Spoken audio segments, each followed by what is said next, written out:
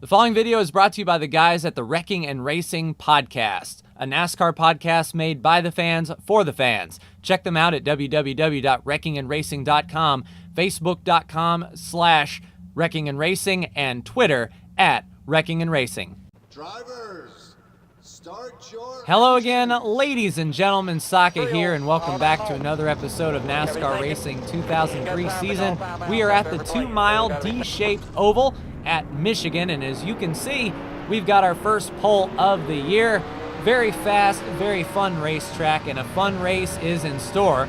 Now, fuel run for this particular race is 17 laps, and we should be able to either really roll out of the throttle and make it on no stop, since tire wear won't really be a factor, or we can try to short pit. Either way, we'll have to basically see what the AI does and what we're feeling like, but it will be fairly close, and of course a caution cannot be ruled out. The track is very wide but very fast, and a bunch of cars are trying to get to the bottom green. Flag is in the air. We spun the tires in second gear just a little bit, but down into fourth gear. 20 laps is the race distance, and let's see if we can get through turn one quickly. The car is very loose, and yellow flag. Yellow flag, big crash on lap one. That's going to be interesting. Depending on how much of the cleanup there is, we could either really pit at the edge of the window, because we'll be coming around with 19 to go, and there's 17 laps in the tank. We can save, a couple laps under yellow.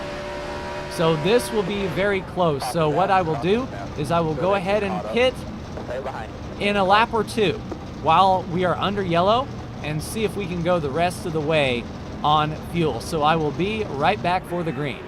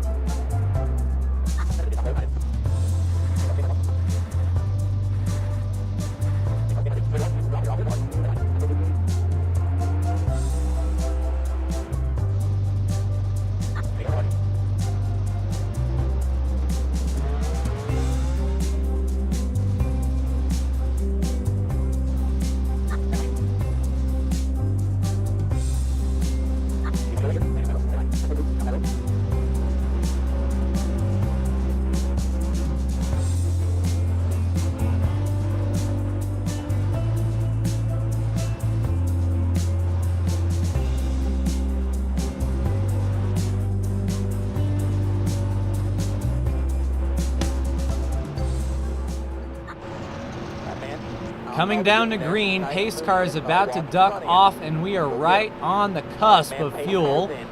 We could probably afford to roll out just a bit. Wow, speaking of roll out, we did not get going on the start, but hey, we don't need to. Every one of these cars in front of us will have to go on pit road. There were a few cars behind us, De Benedetto and Gone, that decided to pit one lap later, so they should be good on fuel. And Ryan Blaney and Jimmy Johnson were the products of the accident, so a big hit in the points for Blaney and Johnson.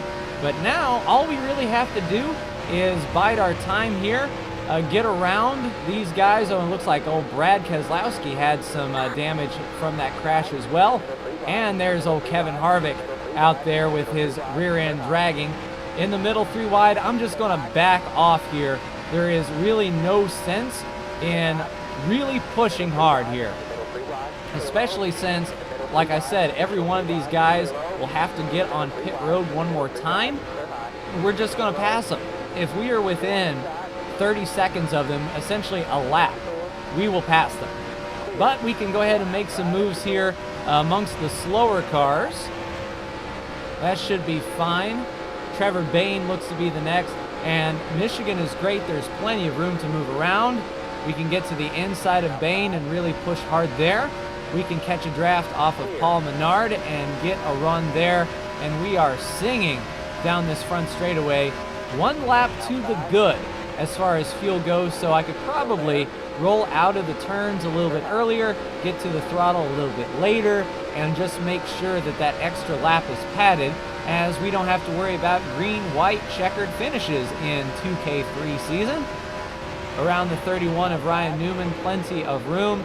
These guys might give us a bad time, but like I said, track is nice and wide, and if they complete the pass, we'll just drive right on around the 23 there. And 12 laps to go, still 1 lap to the good. Let's get under the 43 of Bubba Wallace and the 95 of Casey Kane. No real reason to push hard and wash ourselves up the racetrack here. We should be able to get the bite off, and there we go, clear. And now, clear racetrack in front of us. We don't have to really push hard against anyone. And we can see the main pack right in front of us. So we are sitting pretty. As soon as they duck off pit road, we should be the leader, no question. And that is going to be a mess if all of those guys decide to hit pit road at once. So I think we have the greatest strategy call. Now, if a yellow were to come out and everyone pits, then based on our position, we can either come down and get fresh tires with no fuel and be on even terms with everyone, or we could stay out and leapfrog everyone and try to hold off everyone on fresh tires. So we need this race to stay green for us in order for this strategy to really work out. But if it does stay green, though, we are looking great in the catbird seat. And we are actually catching these guys in front of us just a bit, but I'm in no real hurry to. It's just I'm not running faster, everyone else is running slower. 10 laps to go now, halfway through this race, and feeling pretty good about it. And we are indeed catching these cars in front. I'm rolling out of the throttle a little bit earlier and getting back to the gas a little bit later each and every turn to ensure that I do not run out of gas on the last lap. I think we've got about a quarter tank or a quarter lap or a half lap or so in the books. That extra caution lap really helped us when we came back around. That helped us save another lap in the tank for sure. And yeah, it looks like we are going to make it on fuel. It's calculating our 9th lap to be, I'm watching that fuel gauge or that fuel readout. Yeah, I think we hit, 9 to go on the backstretch. So we have an extra half a lap in the tank if need be. And we can do some things over these next 10 laps to extend that to a full lap. But I don't think we need to. If a yellow were to come out, we will definitely be good on fuel. We can just ride in 4th gear and not really do much about it. Under the 3 there, and now we're starting to get to a pack of cars. Now, I don't want to go ham bone and try to pass these guys, especially on the bottom, because they're going to want the bottom to come to pit road, and these AI cars do not really care a bit about where you are when they pit. They will make it to pit road if they have to drive through you. So I figured the way this race is looking, they are going to stay out to the absolute last moment and hope for another yellow to come out, which will probably be around 3 laps from now. Will be when everyone is on pit road and we are actually making passes and catching up to the leader. So we're looking even better. Every lap that ticks by, these guys are losing time to us. Nice. Brandon taking a look to the inside. We're behind the 20. He lets us out, rolls out of the gas. We'll be under the 20 here, attacking the 11 car. Now we'll run the outside groove just in case we have some pitters, and we do indeed have some cars heading to pit road now. They are for position, and we will not come down pit road again. So as the further we can put them behind us, the better. Like, everything we do, we're gaining on them. clear Denny Hamlin, we can wash right on up to the wall, get a solid run under the one of Jamie McMurray. Now, if he wants to come to pit road this time, I am in a very bad position. Oh, let's get under the 24. The 24 into us just a little bit. Let's go around the outside here. Everyone is going to peel down pit road. We're going to stay out and see how our fuel situation is. Still 1 lap to the good, and all these guys coming off pit road are now 1 lap down. So we are keeping all of these guys a lap down. There goes Kyle and Kurt. Yeah, we are sitting pretty. Now they will be on fresher tires, and if they decided to do a 2-tire change and only take 1 can of fuel, they're going to have fresher rights than us, but the same lefts. Brandon makes a move to the outside of Joey Logano. We'll follow him on through. The high line is faster. And around the 9 of Chase Elliott. And this is a battle for the lead right here. So we're getting down to the end of this race. We're running in second. Chase almost gets into Brandon right there. Brandon scraping the bottom of that racetrack with his car. He must be running like 0 ride height. Oh, car a little loose on corner exit on the outside of Chase Elliott. We'll just see if we can get around Brandon here, see if lap traffic becomes a factor, and we'll stay as glued to the bumper as we can. Around the 78 of Truex, we'll put him a lap down. And yeah, things are looking really tight. We've extended our fuel to where we're about 3/4 to, 8/10 of a lap to the good. 4/5 as it were. And under Kevin. Kevin's going to give us a hard time here. He's not going to let us get off the turn full throttle. We still have plenty of time though, but the 88 of Alex Bowman is right there, and he is usually pretty fast. But with 2 laps to go, it's going to be me and Brandon fighting it out here. Let's get a real big pull off of the 88. Good run off of Alex Bowman right behind Brandon. He washes up the track. He's really scraping in. Alex Bowman taking his nose 3 wide. Oh, this is going to get tight. I don't want to roll out and give it to him, but we are side by side racing with the lap car of Alex Bowman here coming to the white flag. Let's dive into turn 3, see if we can at least clear Bowman and see if Brandon can hold that top. He's still up there, coming to the line. 1 lap to go. White flag is in the air. Oh, this is going to be tight. We're good on fuel. Let's drive this in further than we have before. We're scraping, washing up, give it a whole lot of wheelies. Not up there, I don't believe.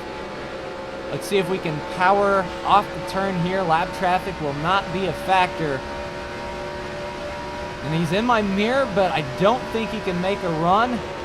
Yeah, we're just going to lay down the best lap we can possibly do here. Come across, and I don't think he's going to have anything for us. Ladies and gentlemen, we have won Michigan. Brandon behind by just a few seconds. And man, everyone else 1 lap down. So yeah, the strategy played out just as we thought it might. Everyone else, when they were within their window, they should have pitted. And yellow flag is out. I guess old Brandon spun off the turn or something, but yeah, the strategy was perfect. We have enough in the tank, I think, that we can even do some victory donuts. The fuel light just came on, and yeah, we would have been able to do a whole nother lap, I think. If not the whole lap, we would have been able to coast across the line. But we might as well get our donuts in for victory celebration. This is win number 4 this year. It puts us within 1 win of Brandon and a really good momentum going into the next track. Wait, what am I talking about? The next track is a road course, so yeah, no momentum at all. But we can relish the moment here at Michigan, say hello to the fans, a bit of a Polish victory lap here. We're not going to go the whole way around, we're just going to go back to our pit stall. And yeah, who would have thought that Alex Bowman would have given us such a hard time, but he's been really tough all year. Turn! Okay, so we might fail post-race inspection.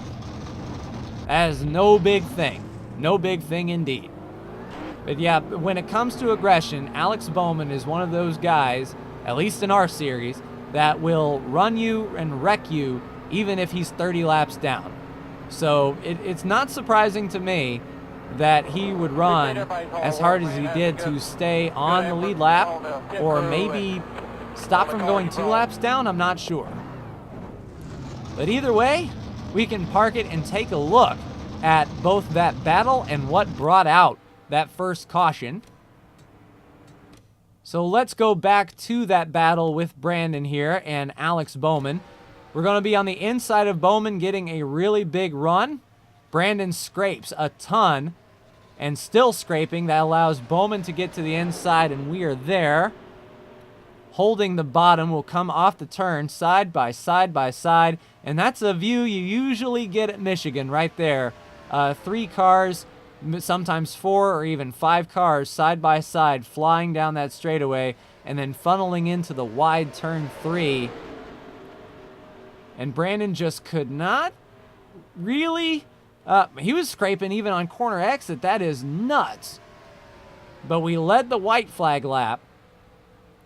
And we're going to be coming down into the turn, and Brandon just drives it in there. The rear end sort of gets out from under him, and the car did not pivot. So even though we felt really, Brandon got into the wall trying to get everything out of it, and that allowed us to secure the victory. Yeah, it looked like he was still fighting with the Hendrick guys there of Bowman and Chase Elliott.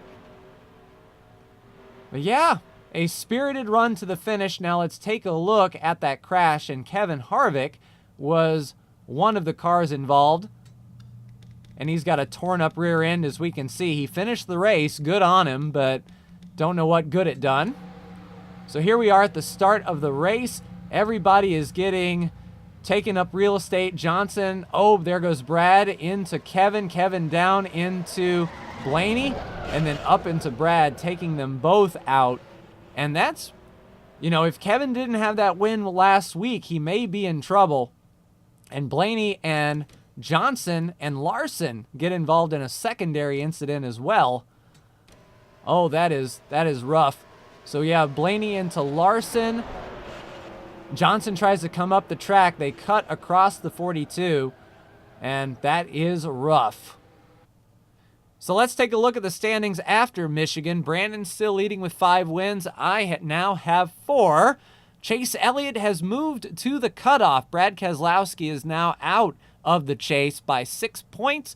Ricky Stenhouse now 10 points out. Denny Hamlin 25 points out. And even AJ is within striking distance. But Kurt Busch solidifying his spot inside. But it's still a tight battle. But Jamie McMurray only almost an entire race ahead. So between Jimmy and AJ, it's still a tight battle. But that's going to do it for me in this episode of NASCAR Racing 2003. Ladies and gentlemen, like, share, and subscribe if you are so bold. Thank you so much for tuning in, and I will see you next week for the road course at Sonoma. Take care.